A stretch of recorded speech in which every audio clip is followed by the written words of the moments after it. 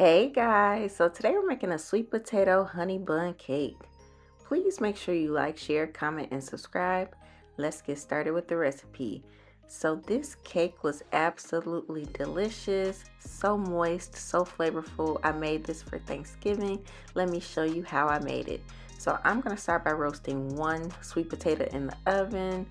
Um, and so I just cooked it until it was nice and tender, and now I'm just going to mash it up a bit, and I'm going to add it to my mixer and mix it for a few minutes. But I actually got this recipe from Grandbaby cakes, and so I've made a few of her recipes in the past, like her caramel cake, which was really good, and so I decided to try this because it was a request.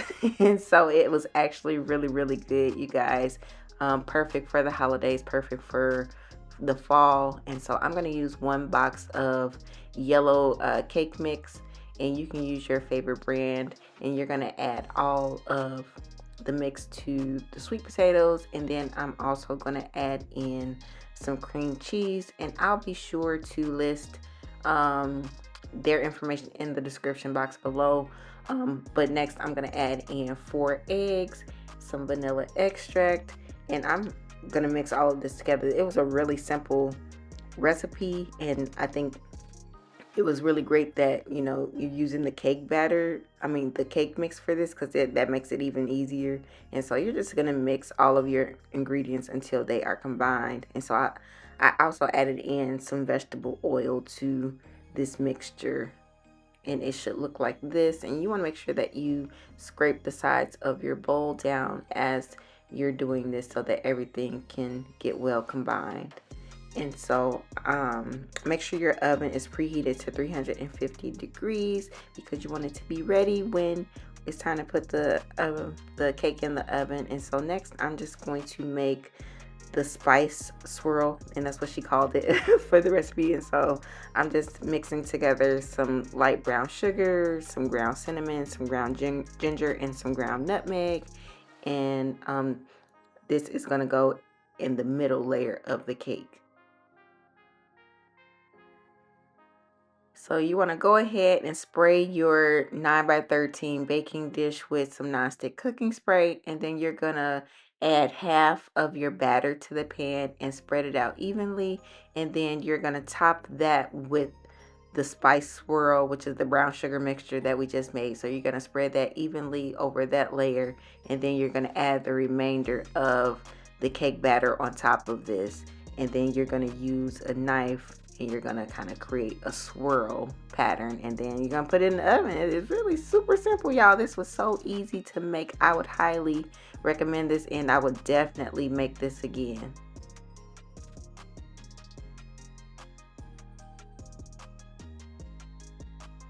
And this is going to bake in a 350-degree Fahrenheit oven for about 27 to 29 minutes, or until the sides of the cake start to pull in or pull away from the sides of the pan.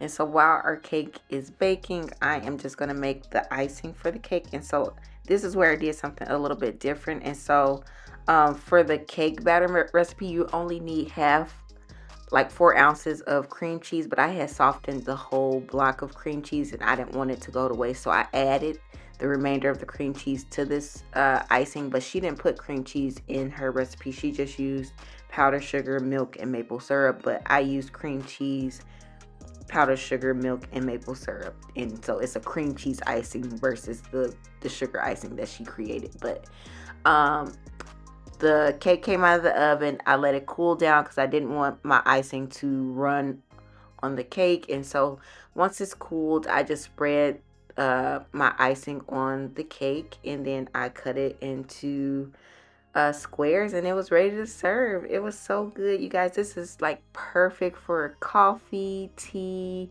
So you can eat this as like a breakfast item. You can eat it as dessert, snack, whatever you want it to be. But this was really delicious, and I actually froze the leftovers, and it freezes really well. So I hope you guys enjoyed this recipe. Please make sure you like, share, comment, and subscribe. I truly appreciate the support, and I'll be sure to list Grandbaby Cake's information in the description box below. She has some really great recipes. Happy holidays. Bye.